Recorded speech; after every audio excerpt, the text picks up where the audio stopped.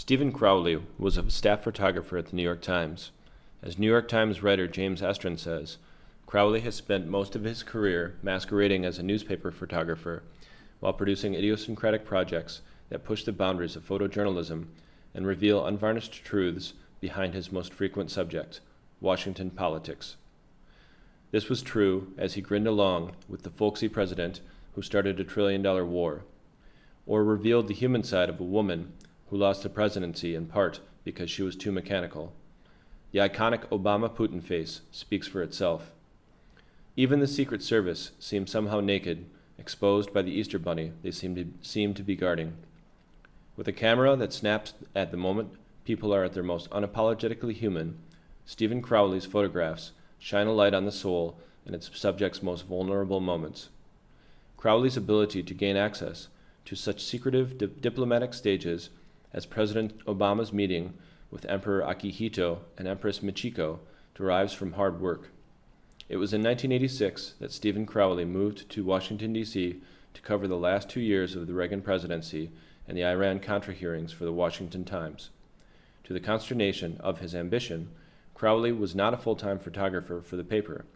This vocational struggle, though, allowed Crowley time to develop a photographic mastery. In 1992, Crowley wrote, after being turned down for jobs multiple times at every newspaper and magazine in Washington, I was hired as a lab tech at the New York Times, where I happily pushed a broom and mixed chemistry while pursuing my personal projects. Crowley's inclination to the photo lab and pursuance of personal craft describes much of his early and middle career as well. Crowley began as a street photographer in 1972 at a community newspaper in Jupiter, Florida, already showing a rare ability to catch the insightful and the revealing moment. After completing the photography program at Daytona State, it would be 2 years before Crowley landed a job at a newspaper, beginning as a lab tech for the Palm Beach Post in 1978.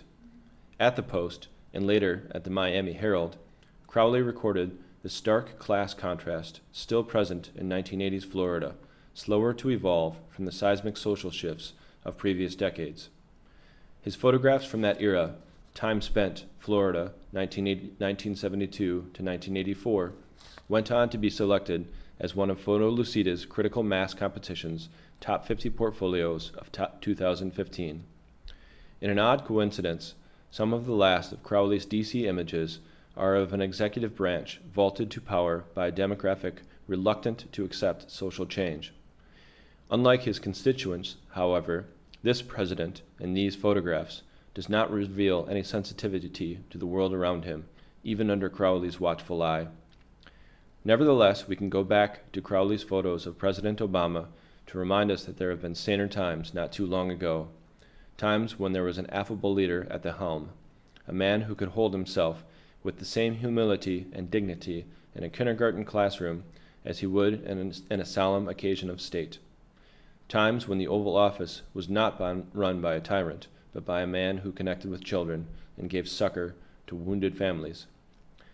Stephen Crowley's retirement from the New York Times in August of this year leaves a significant hole in the public's view, no longer giving us an eye into the vulnerable side of the annals of titanic power in the nation's capital.